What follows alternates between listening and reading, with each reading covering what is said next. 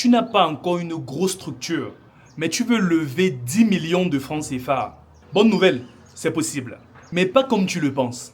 Dans cette vidéo, je vais te montrer exactement comment structurer ton entreprise pour être finançable. Même si aujourd'hui tu n'es pas encore prêt, je vais étayer mon allocution dans cette vidéo sur 5 points clés. Donc je vais te demander de rester très bien jusqu'à la fin de la vidéo car le 5e point est certainement le plus important. Avant de commencer, je vais rapidement me présenter.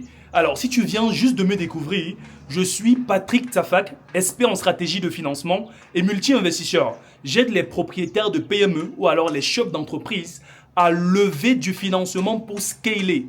Donc, si tu es propriétaire d'une PME, tu es au Cameroun en l'occurrence, et tu veux lever des fonds, je peux t'aider. Sur cette chaîne, on parle de levée de fonds, on parle de stratégie d'acquisition de financement. Donc, si la thématique t'intéresse, n'hésite surtout pas à t'abonner, mais surtout, activer la cloche de notification pour ne pas rater les prochaines vidéos.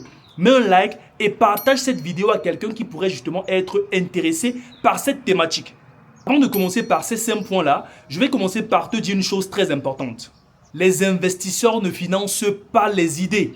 Ils financent des entreprises qui existent déjà, des entreprises qui fonctionnent déjà. Donc tu n'as pas forcément besoin d'être parfait, tu dois juste être structuré. Rentrons très brièvement dans le vif du sujet. Je te partage donc tout de suite les 5 points. On va commencer par le tout premier point. Premier point, avoir une activité réelle. Une activité qui fonctionne déjà, une activité qui tourne déjà. Parce que les investisseurs mettent leur argent dans quelque chose qui fonctionne, pas dans les idées. Personne ne va prendre le risque en finançant ton idée.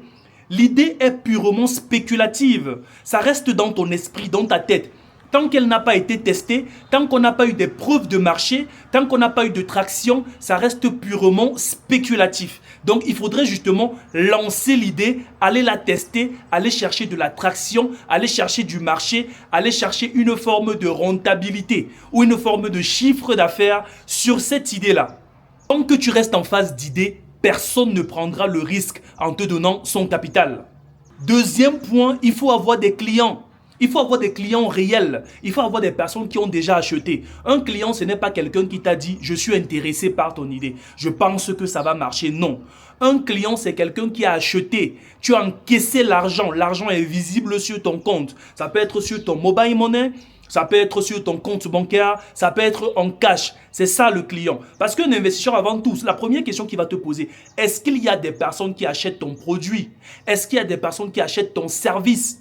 Si tu dis, il y a des personnes qui me disent être intéressées, il y a des personnes qui prétendent être intéressées par le service. J'ai fait un sondage et j'ai vu 100 personnes qui m'ont dit, ça m'intéresserait bien. Ça ne compte pas, ça ne sert absolument à rien parce que c'est purement spéculatif.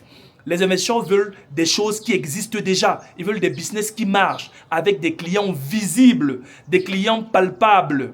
Parce que des clients réels prouvent que le marché existe déjà. Prouvent qu'il y a des personnes qui sont prêtes à s'engager. Il y a des personnes qui sont prêtes à payer pour ton service ou alors pour ton produit. Troisième point très important, si tu veux lever du financement, il faut que tu comprennes tes chiffres.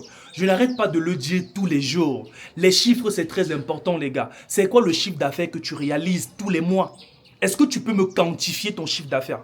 Est-ce que tu as une comptabilité qui est traçable, qui te permet d'identifier le chiffre d'affaires que tu réalises quotidiennement ou alors de manière hebdomadaire ou alors de façon mensuelle? Idéalement, il faudrait maîtriser ton chiffre d'affaires de façon mensuelle. Il faut savoir exactement combien tu gagnes, combien tu dépenses pour payer tes charges fixes. Tu dépenses combien pour payer tes salaires, pour payer le loyer, pour payer l'électricité, pour payer l'eau. Tu dépenses combien? Il faut que tu puisses le quantifier. Il faut que ça puisse être visible. Il faut que tu arrives justement à pouvoir l'expliquer. Combien tu gardes? Parce que c'est sur ce que tu gardes qui permet justement de faire comprendre à l'investisseur en face que ok, l'entreprise elle est rentable. C'est quoi le profit? Combien tu gardes à la fin du mois? Combien tu arrives à mettre de côté? Parce qu'il y a des entreprises qui réalisent par exemple un chiffre d'affaires de 5 millions. À la fin du mois, l'entreprise ne peut rien mettre de côté. Parce que l'entreprise vend des produits qui coûtent peut-être certainement très cher avec très peu de marge. Ça veut dire une fois que l'entreprise a fait les 5 millions, l'entreprise a retiré par exemple le coût de la matière première ou le coût par exemple pour acheter le produit en l'occurrence. Il ne reste pas beaucoup d'argent comme marge brute. Il faut payer le loyer, payer les charges, payer les salaires. Et il ne reste plus rien à la fin du mois. L'entreprise ne fait pas de profit net. Et une entreprise qui ne fait pas de profit net, comment tu comptes rembourser le capital de l'investisseur? Comment tu comptes rembourser? Même si l'investisseur veut justement entrer en equity, ça veut dire prendre une part du capital. Lui, il se rend compte que, ok, je prends de l'equity, je prends une part du capital, mais vu que l'entreprise n'est pas profitable, comment est-ce que moi je vais gagner de l'argent à la fin de l'année? Il faut justement que tu puisses démontrer que, ok, l'entreprise fait du chiffre, l'entreprise est rentable. Donc c'est important justement de maîtriser tes chiffres. Parce que de toute évidence, si tu ne maîtrises pas tes chiffres, personne ne te fera confiance et personne ne voudra prendre le risque avec toi. Quatrième point, c'est le fait de structurer ton offre. Tu dois avoir une offre qui est structurée. Ton business doit être clair, facile à comprendre. Qu'est-ce que tu fais exactement? Pour qui est-ce que tu le fais? Et surtout, comment est-ce que tu gagnes de l'argent? Donc, je vais faire allusion ici principalement à ce qu'on appelle le business model en anglais ou en français le modèle économique. Il faut que tu apprennes à expliquer comment tu gagnes de l'argent. C'est ça qu'on appelle l'offre. Il faut que tu expliques comment tu gagnes de l'argent. Ne dis pas juste j'achète à tel montant, je vends à tel montant. Tu achètes comment? Comment tu fais pour acheter ta matière première? Tu vends à qui? Donc quand on te dit tu vends, c'est qui tes clients? Tu vends à qui? Tu vends à combien? C'est quoi la marge? C'est quoi le profit? Il faut que tu puisses expliquer le business model. Si tu ne sais pas justement comment le faire, comment expliquer ton business model, j'ai fait une vidéo juste là. Tu peux cliquer comment présenter ton projet en 3 minutes. Donc après celle-ci, tu peux cliquer et aller voir justement la vidéo. Je t'explique la structure Ipsmeyo qui te permet d'avoir un pitch deck clair et concis. La structure Ipsmeyo, introduction, problème, solution, marché, modèle économique, équipe, objectif financier et à l'intérieur, on peut intégrer des projections financières. Donc après cette vidéo, si tu peux justement aller regarder celle-là afin d'apprendre justement comment présenter ton offre ou alors comment concevoir un pitch deck compréhensible mais surtout irrésistible.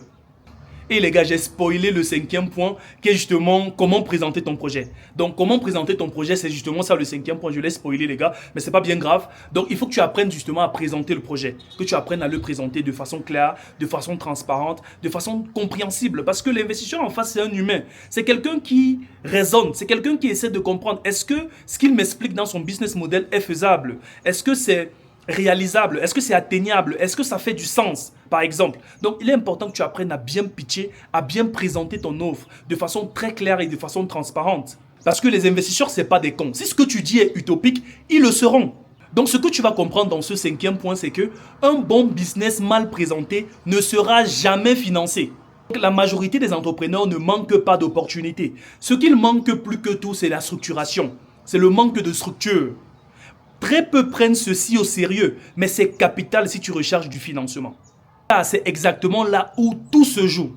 Donc, si tu es chef d'entreprise ou propriétaire de PME, tu m'écoutes là tout de suite, tu veux lever des fonds, tu veux scaler ta boîte, aller chercher des résultats encore plus importants, je peux t'aider. Chaque mois, mon entreprise PT Consulting, mes équipes et moi, on accompagne 5 PME à lever un minimum de 10 millions chacune au bout de 30 jours, grâce à notre propre club privé d'investisseurs. Donc, si tu veux lever un minimum de 10 millions pour scaler ta boîte, tu as une PME, tu es installé au Cameroun, n'hésite surtout pas à cliquer dans le premier lien qui est dans la description afin de poser ta candidature. Si ta boîte est déjà rentable, tu réalises déjà un bénéfice net, tu veux lever des fonds pour scaler, on peut justement t'aider. Donc, clique sur le premier lien.